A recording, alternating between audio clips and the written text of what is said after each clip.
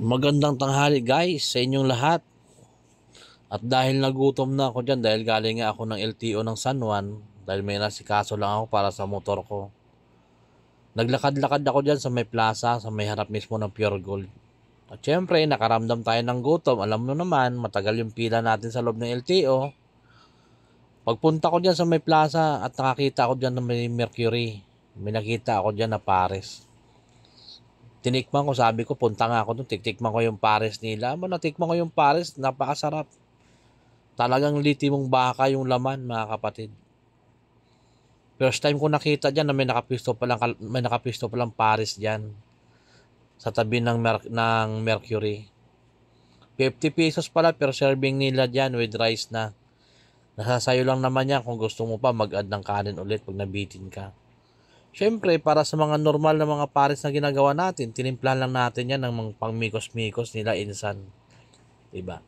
Walang din mo naman makakalimutan dyan. Pag ako kasi kumakain ng Pares, una sa nilalagay ko talaga dyan, kalamansi. Sunod ko dyan, yung maanghang na sausawan nila. Yung parang liquid na maanghang, yun yung nilalagay ko dyan. Tapos paminta. Kung napapansin nyo nga, grabe na sobo ko dyan. Dahil nagugutom nga talaga ako. Shoutout pala dyan sa mga kapwa ko Triskelion. Kapitalis sa inyo mga kapatid. Saan sulok man kayo ng mundo, lalo-lalo dito sa San Juan. Shoutout sa inyo mga kapatid. Capitalist tol, kain tayo. Sisters, capitalist sa inyo lahat, kain tayo. At syempre, abang mga pinapatuloy ko pa rin yung subo ko dyan. Kung nakita nyo, nag-thumbs up nga ako. Ibig sabihin, napakasarap ng Pares nila kuya dyan. Hindi ko na rin pinakita si kuya dahil sabi ko, gusto ko si makita nyo siya dito. Kayo mismo yung makakita sa kanya.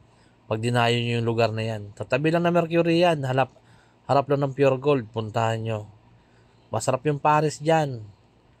Kung sa ibang Pares na nakakainan na ako, ito pangalawa din to sa masarap na natikman ko. Siyempre, may mga favorite din tayo ng kakainan. Ito lang naman kasi pag emergency lang kung sakali nagugutom ka na.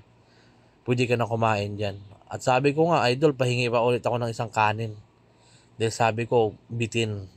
Diba? Hindi nyo narinig sa video pero sinabi ko na yan. At kung nakita nyo nga, lalaki ng tipak ng baka dyan.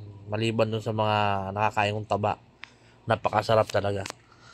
Kaya isa rin to sa mga nire-recommenda ko sa inyong parisan. Dayuhin nyo yan. Sa may tabi ng Mercury, sa harap ng Pure Gold, mga kapatid. Puntahan nyo yan. Ngayon na. Ano pang inaantay mo? Magbihis ka na. Hangover ka ba?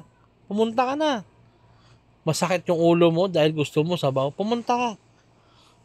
Huwag ka nang magtumpik-tumpik pa. Pumunta ka ng tigas ng ulo mo, kapatid. Pumunta ka na ngayon na. Nagugutom ka, huwag ka kumain sa karinderya. Doon ka pumunta. Doon sa likod na Mercury. Ang sarap niya na idol, sabi ko sa'yo. Magugustuhan mo talaga ang lasa niyan. Hindi yan katulad ng ibang Pares, nasasayo na yan kung paano mo siya timplahin. Kaya tumayo ka na sa hinihigaan mo habang pinapanood mo yung video na to. Pumunta ka na dun sa likod ng Mercury. Yan ha. Dayuhin nyo yan guys. Napakasarap niyan. Bye-bye!